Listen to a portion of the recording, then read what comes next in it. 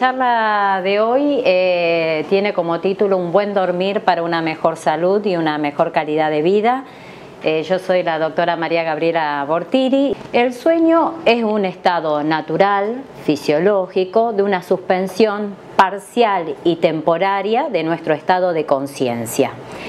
Es cíclico.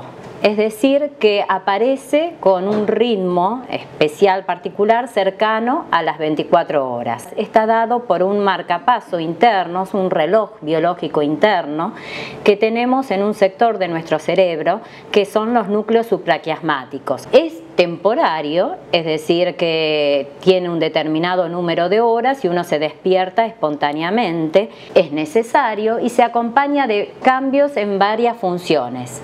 Las funciones cardíacas, es decir, hay cambios en la frecuencia cardíaca, en la tensión arterial, en la frecuencia respiratoria. Tenemos dos estados de sueño, el sueño no REM y el sueño REM. REM es una palabra que proviene del inglés, que quiere decir movimientos oculares rápidos. Esa tríada de actividad eléctrica cerebral parecida a la de la vigilia, el de tener los ojos que se mueven de un lado al otro y el de tener una atonía total muscular, el único músculo que se mueve es el del diafragma y el de los movimientos oculares rápidos. Si despertamos al paciente en ese momento, nos va a contar su sueño. Es el momento en donde estamos soñando, distinto a lo que puede pasar si despertamos a un paciente en el otro tipo de sueño que llamamos no REM o sin movimientos oculares rápidos o sueño lento. Para poder ver la diferencia entre un sueño y el otro, es que hacemos este estudio. El estudio que se hace se llama polisomnografía. Se registran distintas variables en forma simultánea durante el sueño. Bueno, acá vamos a ver cómo cambia esto en el transcurso de la vida. Un niño va a tener mucho sueño lento, profundo. Es el sueño donde secretamos la hormona de crecimiento, es el sueño que repara las funciones neuronales y físicas. A los 23 años también hay bastante, y en la medida en que avanzamos en edad, cada vez vamos teniendo menos sueño lento profundo.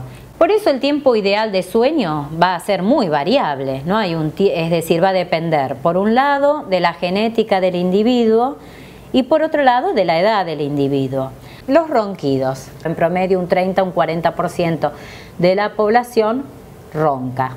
No todos los ronquidos son patológicos, es decir, pero nos tienen que poner en alerta de que puede haber algún problema.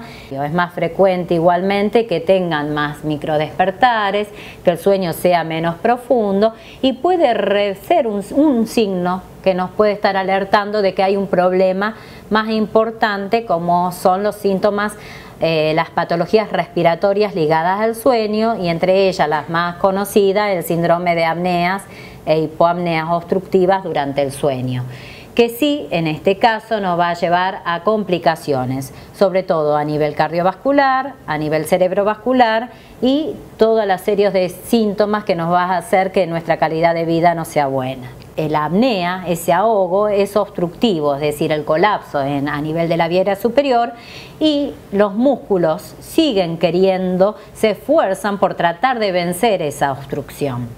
Todo esto va a producir una serie de alteraciones que van a hacer que sea más probable que ese paciente se enferme, ya sea a nivel cardiológico, ya sea a nivel neurológico, ya sea a nivel metabólico, que tenga mayor riesgo de accidentes por esa tendencia al sueño que va a tener. El paciente se asfixia, al asfixiarse aumenta el esfuerzo ventilatorio y termina activando al cerebro.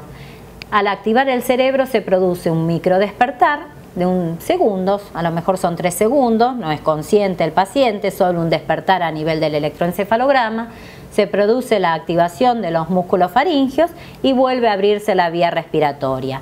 Esto no ocurre 3 o 4 veces, ocurre 100, 200 veces durante la noche, permanentemente. El paciente rara vez, pero a veces puede despertarse con una sensación de ahogo. Siempre el sueño va a ser muy agitado, se va a mover mucho, va a estar la cama toda revuelta, va a transpirar mucho de noche.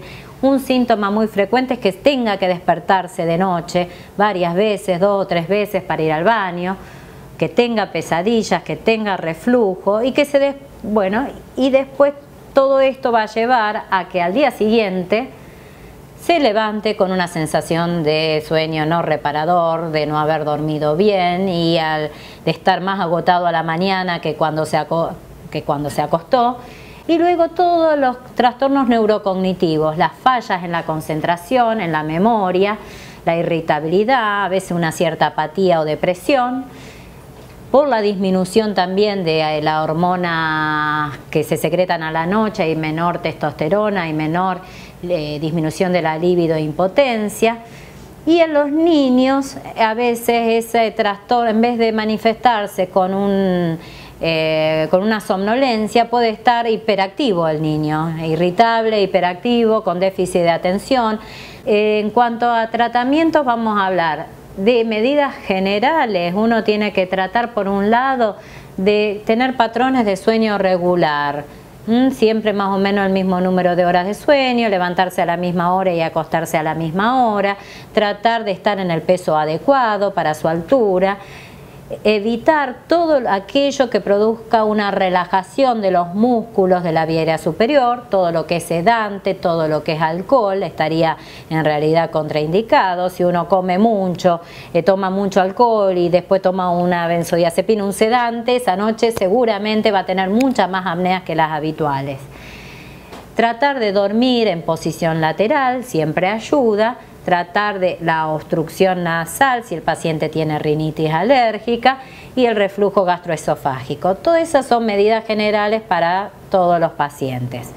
Pero según el nivel de severidad del problema, según los síntomas que tenga el paciente, según las patologías asociadas, uno va a tener que indicar algún tratamiento específico. Los grados moderados o severos sí requieren el tratamiento con un dispositivo que envía aire a presión positiva de manera continua, que se llama CPAP, y eso en realidad usando ese aparato de un día para el otro, el paciente ya no las hace, las apneas, ya no ronca más y tiene un sueño de características normales siempre y cuando lo utilice. En casos especiales en donde haya alguna anormalidad anatómica en la estructura facial, puede llegar a requerir algún tipo de intervención quirúrgica, que bueno, eso uno lo va a tratar de manera multidisciplinaria junto con el otorrinolaringólogo y el especialista, el cirujano maxilofacial, si lo requiere.